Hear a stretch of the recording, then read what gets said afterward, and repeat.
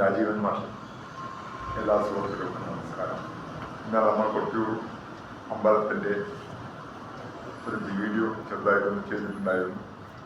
അപ്പോൾ കൊട്ടിയൂർ അമ്പലത്തിൻ്റെ ബാക്കി വിശേഷ ഭാഗങ്ങളാണ് ഇന്നത്തെ വീഡിയോയിൽ. ഇന്നലെ നമ്മൾ പറഞ്ഞതിൻ്റെ ബാക്കി ഇന്ന് ദക്ഷയാഗം നടന്നൊരു പുണ്യസ്ഥലമാണ് കൊട്ടിയൂർ. ആ ദക്ഷയാഗത്തിനെ പറ്റിയിട്ടാണ് ഇന്ന് വീഡിയോയിലൂടെ നമ്മൾ ഇന്ന് സംവാദം ചെയ്യുന്നത്. ദക്ഷൻ യാഗം നടത്തിയ സ്ഥലത്താണ് ദക്ഷയാഗം എന്നറിയപ്പെടുന്നത്. അതായത് പ്രപഞ്ച സൃഷ്ടിയുടെ ആരംഭവും സൃഷ്ടാവായ ബ്രഹ്മാവിൻ്റെ ശരീരവയിൽ നിന്നാണ്, ബ്രഹ്മാവിൻ്റെ വലതേ പാദത്തിൻ്റെ പെരുവിൽ നിന്നാണ് ദക്ഷൻ ജനിക്കുന്നത്. ബ്രഹ്മാവിൻ്റെ വലതേ പാദത്തിൻ്റെ പെരുവിരലിൽ നിന്നാണ് ദക്ഷൻ ജനിക്കുന്നത്. ബ്രഹ്മപുത്രന്മാരിൽ പലരും പ്രജാപതി സ്ഥാനത്തിന് അർഹരായിട്ടുണ്ട്. സൃഷ്ടികർമ്മങ്ങളിൽ ബ്രഹ്മാവിനെ സഹായിക്കുക എന്നതാണ് പ്രജാപതിമാരുടെ മുഖ്യ കടമകൾ. അതിൽ മുഖ്യസ്ഥാനം ദക്ഷനുള്ളതാണ്. സ്വയംഭൂ മനുവിൻ്റെ മൂന്നാമത്തെ മകൾ പ്രസൂതിയെ മനു വിവാഹം ചെയ്തു.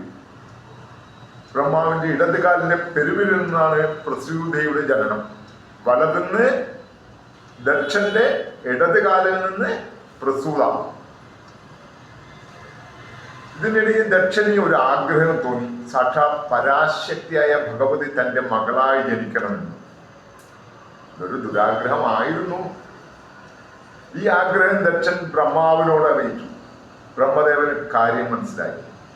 ദേവിയെ തപസ് ചെയ്യുവാൻ നിർദ്ദേശിച്ചു. ദക്ഷന് മുമ്പിൽ ദേവി പ്രത്യക്ഷപ്പെട്ട് അഭിഷ്ടമറിഞ്ഞു. പരാശക്തി തൻ്റെ മകളായി പിറക്കണം. ദേവി പുഞ്ചിരിച്ച് വരം നൽകി. കൂടെ ഒന്നുകൂടി സൂചിപ്പിച്ചു, മകളെന്ന ഭാവം മറന്ന് തന്നെ അപമാനിക്കാൻ ശ്രമിച്ചാൽ താൻ ഭൂലോകത്തിലെ ജീവിതം അവസാനിപ്പിക്കും. അത് തങ്ങൾക്ക് ലോകത്തിന് വലിയ ദോഷത്തിന് കാരണമാകും. ഈ കാര്യം പ്രത്യേകം ശ്രദ്ധിക്കണം. അങ്ങനെ ഒന്നും സംഭവിക്കില്ലെന്ന് ദക്ഷൻ ഉറപ്പ് നൽകി. ദേവി അന്തർധാനം ചെയ്യുകയും ചെയ്തു. കുറച്ച് നാളുകൾക്ക് ശേഷം സ്വർഗ മന്ദാകിനിയിൽ സ്ഥാനം ചെയ്യുകയായിരുന്ന ദക്ഷൻ ഒരു അത്ഭുതം കാണാനിടയായി.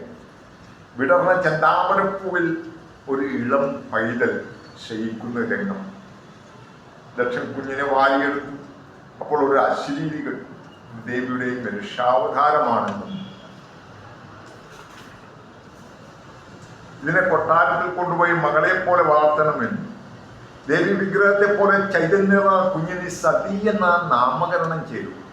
അയോധ്യയിലാണ് ഭവതി, അയോധ്യയാണ് ഭവതി. മനസ്സിലായോ? അതുകൊണ്ട് സതി എന്ന നാമകരണം ചെയ്തു. ദക്ഷൻ ഏറ്റവും അധികം സ്നേഹിച്ചതും സതിയെയായിരുന്നു. ഏറ്റവും ഇളയ കുഞ്ഞായിരുന്നു സതീദേവി. വളർന്നു വലുതായി വിവാഹത്തിന് സമയമായിരിക്കുന്നു. ദക്ഷൻ മകളെ വിളിച്ച് ചോദിച്ചു, 17-14 ലോകത്തിൽ ആരെയാണ് മകൾക്ക് പ്രിയം? മകൾ മറുപടി നൽകി, സാക്ഷാൽ പരമേശ്വരനെയാണ്. ദക്ഷൻ ഇടിവെട്ടേറ്റതുപോലെ നിന്നുപോയി. ഇടികെട്ട് മകളെ കണക്കിന് ദക്ഷൻ ശാസിക്കുകയും ചെയ്തു.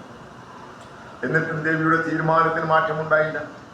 ദക്ഷൻ ഒന്ന് തീരുമാനിച്ചു, ഒരു സ്വയംവരം നടത്താമെന്നും വേറെ ആരെങ്കിലും സ്വീകരിക്കുമെന്നായിരുന്നു ദക്ഷന്റെ മനോഗതം. എന്നാൽ അച്ഛൻ ക്ഷണിക്കാത്ത ഒരാളെ മകൾ ക്ഷണിച്ചു. അതാണ് സാക്ഷാൽ വിശ്വനാഥൻ നീലകണ്ഠേശ്വരൻ. സ്വയംവര സമയമായിട്ടും തൻ്റെ പ്രാണനാഥൻ ഇതുവരെ എത്തിയിട്ടില്ല എന്നുള്ള സങ്കടം സതീദേവിയുടെ മുഖത്തുണ്ടായിരുന്നു. മുഹൂർത്തം കഴിയാറായി. പെട്ടെന്ന് ദിവ്യപ്രകാശം സാക്ഷാൽ പരമേശ്വരൻ പ്രത്യക്ഷപ്പെട്ടു. ദേവി മോഹാത്സപ്പെട്ടു ഭഗവാന്റെ മാറിലേക്ക് വീഴുകയാണ്. ഭഗവാൻ ദേവിയെ തൃക്കൈകളിൽ താങ്ങിയെടുത്ത് നന്ദികേശന്റെ മേൽ ആസന്നനായി അവിടെ നിന്ന് അന്തർധാനം ചെയ്യുകയാണ്. ദക്ഷൻ ഒന്നും കിട്ടാൻ കഴിയാത്ത അവസ്ഥയിൽ നിൽക്കുകയാണ്. അദ്ദേഹം വൈകാതെ സ്വർഗലോകത്തെ പ്രജാപതിമാർ ഒരു യാഗം നടത്തി. വിശ്വസത്യം എന്നാണ് അതിൻ്റെ പേര്. ദക്ഷൻ പ്രജാപതി മുഖ്യനായി ഉയർത്തപ്പെട്ടു. ദക്ഷൻ യാഗശാലയിലേക്ക് കടന്നു വന്നപ്പോൾ ദേവകളും മഹർഷിമാരും എഴുന്നേറ്റ് വണങ്ങി. 2 പേര് മാത്രം എഴുന്നേറ്റില്ല. ഒരാൾ സാക്ഷാൽ ബ്രഹ്മദേവൻ, മറ്റേയാൾ ദക്ഷനെ സംബന്ധിച്ചിടത്തോളം അത്ര വിശിഷ്ടനല്ല. അതായത് സാക്ഷാൽ പരമേശ്വരൻ മകളുടെ ഭർത്താവാണ്. എഴുന്നേറ്റ് ബഹുമാനിക്കേണ്ടതാണ്. ചുടലവാസിയുടെ ധിക്കാരം കരുതിക്കൂട്ടി അപമാനിച്ചതാണെന്ന് കരുതി അമർഷം കൊണ്ട് നിലതെറ്റിയ ദക്ഷൻ ശപിച്ചു. ഇനിമേൽ ശിവന് ആവിർഭാവം നൽകില്ല.